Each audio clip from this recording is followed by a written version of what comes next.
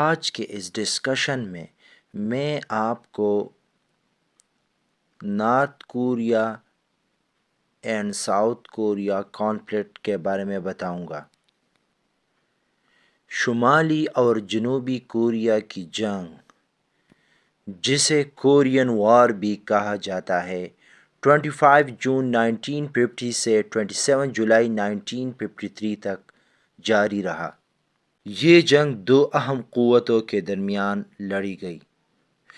شمالی کوریا، جسے چین اور سوویت یونین کی حمایت حاصل تھی، تو جنوبی کوریا کو امریکہ اور اقوام متحدہ کی فوجوں کی مدد حاصل تھی۔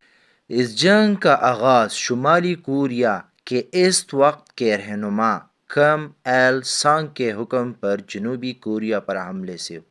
شمالی کوریا کا مقصد پوری کوریا کو ایک کمیونسٹ ریاست کے تحت یکجا کرنا تھا، جبکہ جنوبی کوریا امریکہ اور اس کے اتحادیوں کی مدد سے ایک جمہوری ریاست برقرار رکھنا چاہتے تھے۔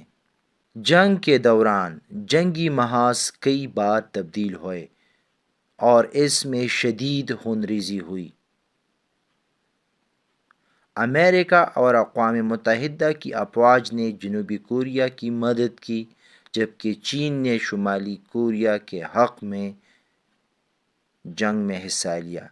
جنگ کے اختتام پر 1953 میں جنگ بندی ہوئی، لیکن کوئی باضابطہ امن معاہدہ نہیں کیا گیا۔ اس کے نتیجے میں دونوں کوریا ابھی تک تکنیکی طور پر حالت جنگ میں ہیں۔